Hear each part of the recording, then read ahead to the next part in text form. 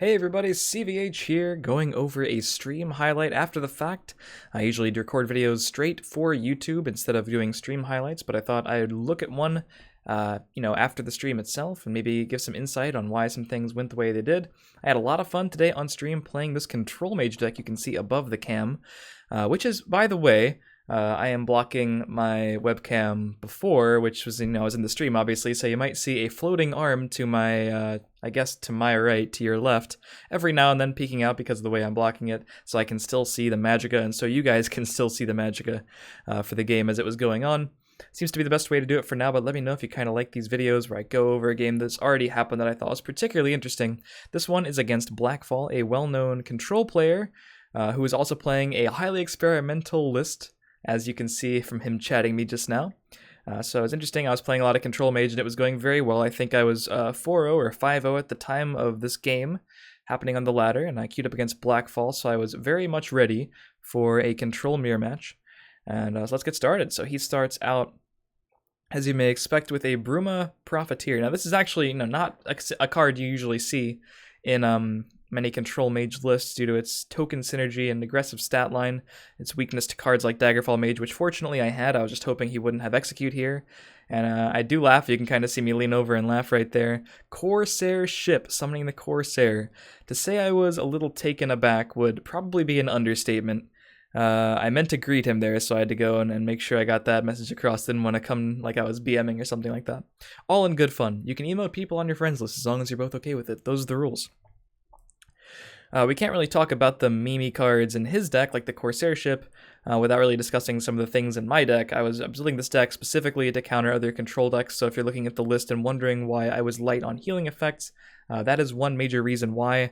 I was testing out Desperate Conjurings and Fate Weavers, stuff like that, to get more value out of my cards, and a Mundus Stone can sort of act as supplemental heal, of course, if we get drained, but mostly I was trying to hedge against the Control Monk matchup because they don't typically have support removal, and if the game goes late, cards like Mundus Stone and Supreme Atromancer, and even the cards Mundus and Supreme Atromancer together, can just really pack on the value. So it did work very well, by the way, for those purposes, but in this matchup, I didn't really know what to expect after the Corsair ship hit the board. And I was thinking more maybe token strategies. I wouldn't be surprised to see cards like Supreme Atromancer. Obviously, Corsair ship is equipping the Steel Dagger to everything that he's going to play from this point on. So here we see myself go ahead and Wardcrafter up the Hive Defender, trying to stave off that Daggerfall Mage, hopefully use my own Daggerfall Mage to trade in next turn, get some more value out of the Tome of Alterations. He's obviously playing, a little bit more aggressively as far as deck builds than I would have been, since he's playing the Corsair ship and everything, but still the game is probably going to go late, so I'm trying to get a lot of value. And as we progress into the game, as we progress into the later turns of the game, the plays are probably going to get more interesting, so I'll focus on those more. He tomes. I like to see this. I was sort of worried about maybe a Piercing Javelin or something like that. And he's just going to Shackle, which is fine with me because I already have the Tome of Alteration in my hand from the first one. And it seems like a pretty easy trade here. I'm going to go ahead and make sure I get the draw card first. Buffing up my Daggerfall to a 4-4 with Ward. Wardcrafter has already served its purpose, and the Hive Defender is still pretty annoying and sticky to the board, so just using it to take off his Ward and get a very favorable trade. Another Tome to my hand. He only has 5 cards in his hand. We have 7. Our board is much, much better. He does have the Corsair ship advantage, though, for whatever that's worth. And at this point, who knows what it's worth? So Shrieking Harpy comes down. Steel Dagger is equipped, and he's going to be shackling the Hive Defender yet again. Poor Hive Defender just can never get an attack in this game. I actually don't remember if it gets an attack in later. We'll see. I don't want to overstep my bounds. There's a lot of different plays in my hand here. Going for another favorable trade thanks to another copy of Tome of Alteration. Checking the discard pile a bit. You can kind of see my hand going. I need to figure out a better way to do this webcam stuff for this kind of video. I didn't want to use the in-game audio. Obviously had some background music that you can see floating in the top corner of the screen there. So that was one reason, and I thought it would be easier if I just went through and discussed my plays more in depth, more so than I typically do on stream, because doing that for 4 or 5 hours in a row, it can be kind of tiresome. So I'm going to highlight something, might as well talk about my plays more in depth, at least the interesting ones. Master of Arms, so this is going to be getting some serious value, gets the dagger from the Corsair ship, Tome of Alteration, it's a giant Triumphant Jarl, basically, a 9/8 Triumphant Jarl that didn't require him to be ahead on life, but he is ahead on life slightly. And, this deck maybe could be running Golden Saint. Who knows? It could be a thing because it does spit out 2 bodies, so you get slightly more Corsair ship value. But as of yet, unknown. We do at least have the Shrieking Harpy if we want to just get an easy silence or an easy shackle on it, so it can't be dealing too much damage. That's exactly what I'm going to go with, healing a little bit with the Knight of the Hour, a fantastic little heal for control decks, worth mentioning. I did talk about that a bit in my top 5 favorite cards of the Fall of the Dark Brotherhood expansion. Feel free to watch that video if you have not. And play is back to Blackfall with 8 Magicka. Again, we have slightly more card advantage, and we're not super worried about the 9-8. At least we can stall for a bit, and hopefully go for a Manticora at worst case. Lightning Bolting the Hive Defender. I was a little confused about that because he wasn't really fighting for that lane at the time. I think I might think about this play a while.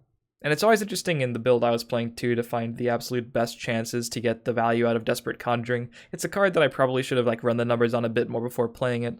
But things like Manticora turning into Iron Atronach or Odahviing, there are some very interesting plays that we might even see in this game. I don't really remember how it ended. Turning the Knight of the Hour into Dark Harvester. I wasn't super excited about that. But on the bright side, if he didn't have an answer for the Dark Harvester, that means I shouldn't be taking 9 to the face, which again wouldn't be that big of a deal. One could even make the argument it would be good for me, because I would be getting extra cards, but I get to heal for a bit more, turning it into sort of a healing potion, which isn't great, but at the very least I still have a guard, which means I should be able to, block the attack, get the Manticora next turn. And I wanted to play Iron this turn, and I didn't have another action in my discard pile, so I'd rather just waste a Desperate Conjuring and get it back with the chance of it to have been good, than simply Iron Raw and, not even try to go for a good Desperate Conjuring into a 7-drop, because there were some definitely powerful 7-drops. Dark Harvester is absolutely the low end of 7-drops. And Supreme Atronach right off the bat, I am not worried about the first one. We do see some sick Corsair ship synergy here as he gets a ton of Steel Daggers, and pings me for an amount that I don't really care about this early in the game. I'm still at 30 life, and it looks like a pretty good Ice Storm turn. Pretty sure the play this turn was trading in, this is immediately what I was going to, is trading in Firebolt Ice Storm. I have multiple Ice Storms in my hand that don't seem like they're going to get a whole lot of value. It's tough to get value against Mage unless you hit the Supreme Atromancers with the Ice Storms, so I have the Ice Storm easily for this one. It's a pretty clean trade. I have Ice Storms waiting for the future Atromancers. Obviously another one right away. Well, that's just mean. Another run right away would be a little more annoying, as we can see here, because I can't cleanly Ice Storm it without losing my own guys, so you might have to worry about a different kind of clear, which wouldn't be bad. Wouldn't be bad to keep Iron alive, reducing the rest of my actions. Let's see what we go with. Fate Weaver Desperate Conjuring can also make a pretty sick 8-drop, which is at least worth considering. There are some good ones, like Vigilant Giant. Again, I need to, run some more numbers on Desperate Conjuring to know exactly what the odds are of getting different specific types of effects. If you're going to play that card, I recommend, not really just going for, well, maybe I get something good. Just really try to think about the options that are out there. And right now it's kind of difficult to do so without having played with the card a bit more, because there are so many different potential targets for it in your deck. Even Elusive Schemer as a 4-drop, stat-wise, it's kind of weak. You want the last gasp to go off eventually, so you can maybe turn that into a 6-drop occasionally. I think I did that once or twice throughout the games I played on stream with this deck. Did go 7-0 at Legend, by the way, which was pretty nice to see. So I'm really thinking about this play. I'm trying to think if the Ice Storm is actually correct, and it doesn't seem very good. I think the rope just started burning, as I can see from the highlight. Let's see what I decided to go with. It's tough to remember, actually. Pretty tough to remember, because a Manticora seems like it could be potentially fine. I think I do just decide to go with the Fate Weaver Desperate Conjuring because I'm so ahead on life, I don't think it really matters too much if I wind up leaving an Atromancer or an Atronach alive or something like that.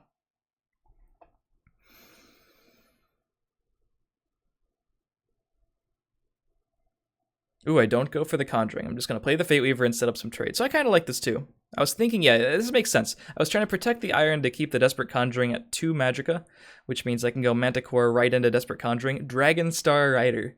Flashbacks to the Dragon Star Rider's OP video. He does get the draw immediately from the Corsair ship, which is the same exact kind of combos that I was going for. Tome of Alteration drawing twice, so he is maintaining his cards by putting threats on the board. It is pretty scary as a controlled player. You don't want to see your opponent playing threats and drawing cards. Just typically one or the other. But we're drawing some serious late game gas now, including the Maroc. And I think about the Maroc this turn, but I wind up coming to the conclusion that stealing Dragon Star Rider doesn't really do a whole lot for me if I can't get immediate value from the effect. At the end of the day, I have other removal, And he's probably going to be playing bigger things. We saw Master of Arms hit the board earlier, and Master of Arms was humongous. So if I really want to steal something, I'd rather steal something larger, obviously, or maybe even something with guard. Obviously, I can assume the Blackfall's probably playing Manticoras, as am I. So if he plays one of those in response, maybe I can at least steal a 6/6 with guard as opposed to a 6/5 without.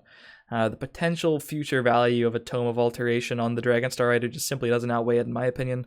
Piercing Javelin Manticora doesn't bother me too much. And we could even start debating playing our own Suprematromancers now. We're getting kind of close to where that could be a viable strategy, although we have to worry about our opponent playing Ice Storm. It looks like I am going to slam it and play the Cunning Ally, knowing that I can only ping my opponent for 6, putting him at 26, which means we won't be breaking a rune, we won't be dealing any excess damage and giving him any extra cards. Get the Firebolt too, which is nice. We didn't even have to, wait to check for that until we ended our turn. Irrelevant to the rest of the play because we are simply out of Magicka. Not that there's a good Firebolt target anyway. And he's at 12. So another Ice Storm. A little bit disappointing because it's a really clean Ice Storm. Deals with the Atromancer and the Cunning Ally, and he gets the Daggerfall value so we can immediately continue cycling. Hitting me for 5, showing that he is planning on being the aggressor in the current situation. Giving me another Atromancer though. Can't really complain too much about that. And at this point, I have to really think about whether or not I can develop another Atromancer, which isn't bad. Obviously, the Flame Atronach would contest the 5/4, setting up a trade. But as I mentioned, the version of the Control Mage I was playing is incredibly light on healing effects. We have the 2 Knight of the Hours, the 3rd one to make room for other cards like the 2nd Desperate Conjuring, and the Munda Stone, which is not even in my hand right now, not to mention its obvious inconsistencies. If you're relying on that card to heal you, you might be in some hot water. So I was thinking about potential ways I could clear this Daggerfall Mage. Obviously, I could Ice Storm and Firebolt, but I don't think I can make that concession considering there are other Suprematromancers to worry about eventually. And if I don't have an Ice Storm for Suprematromancer, it could get very hairy. So I was thinking about just Morocking and taking the loss. I just discussed the fact that I'd rather Morocc something that's larger, but at this point I just don't know if I can take this 5 damage. He attacked last turn, meaning he's probably going to develop more onto the board and attack this turn. He might just ignore a Suprematromancer if I played it, or even worse, I hit a Prophecy creature, he gets that, he has some bird in his hand, and all of a sudden I could just be staring down death, or very close to it. And Mage has Lightning Bolts, it has Suprematromancers, obviously, so if I get too low without healing effects, consistent healing effects, it could be a serious issue. So yeah, this play was, I think, was suggested by someone in chat, the Suprematromancer and the Desperate Conjuring. We could have gotten Morocc there. Devout Fear could have been about as good if we could have just got the ping on the 5/4, but this was a potential chance to kill the 5/4. I think it was a good mix of a proactive Atromancer line and a pretty solid chance, honestly, of getting rid of the Daggerfall Mage. I think more often than not we're getting rid of Daggerfall there, so I think it's reasonable, and it does kind of put him on the defensive either way. If we have Morocc, we have Morocc and Daggerfall, which is obviously fantastic, but even the Fear by itself is relatively threatening. It's unlikely he can kill me this turn or even the turn after that without an insane hand, so chances are he's going to have to use Magicka to then react to the Fear. And the 6 damage to his face doesn't really bother me too much. I would have rather killed Daggerfall, but it's still 6 free damage at this point. So, overall, a very much better Desperate Conjuring than the last one that turned my Knight of the Hour into a Dark Harvester. And he made an overall kind of defensive play, and we can just Morocc a guard now, which seems fine with me. And now it looks like we are the aggressor since the Flame Atronach stuck to the board. We can then hit for the 5 damage, put him at 11, and see how he responds to that. So the board kind of flipped in those last 2 turns. It was pretty interesting like that.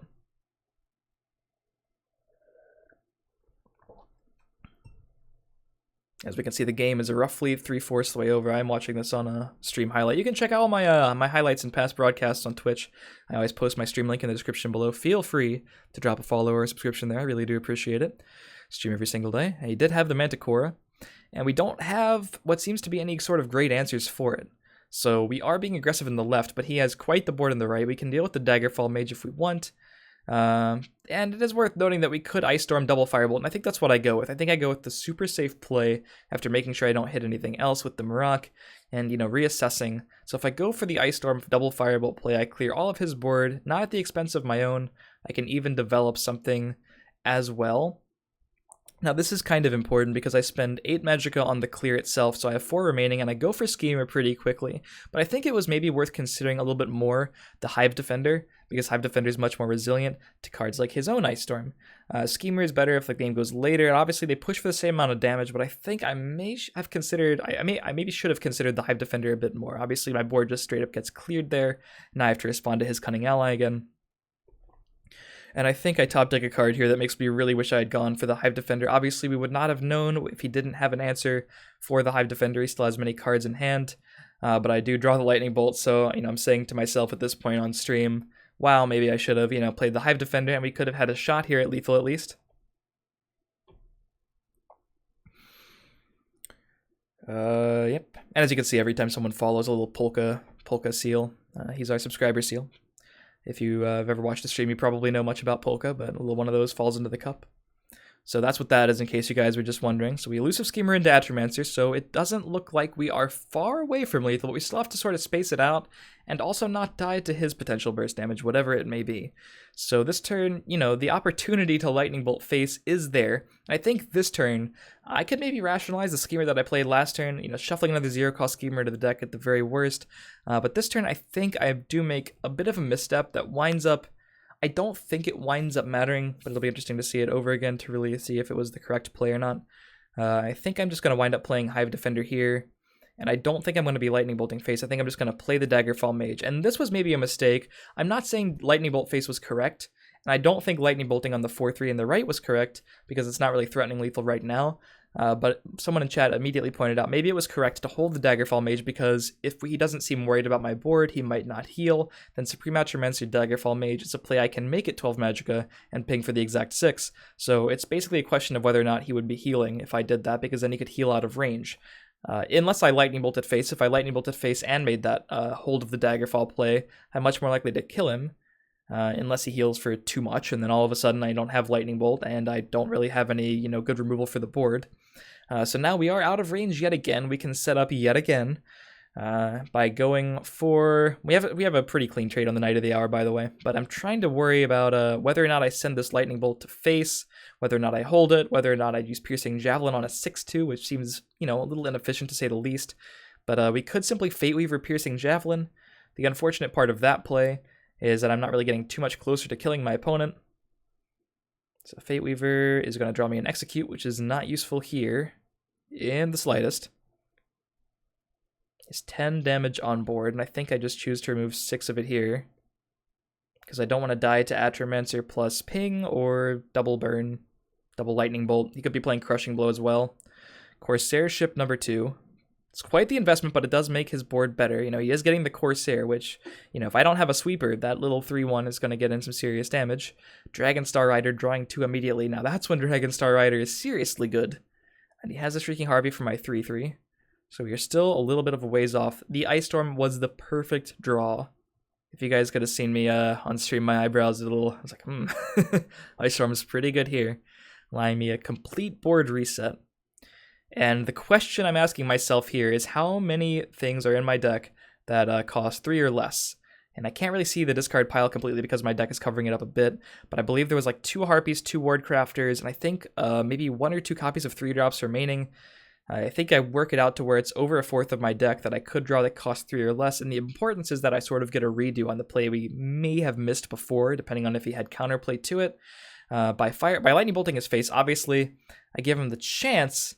And that was a slight ordering mistake. I should have done that first because there was a 3rd Knight of the Hour remaining, and if he had hit that, it would have been a problem.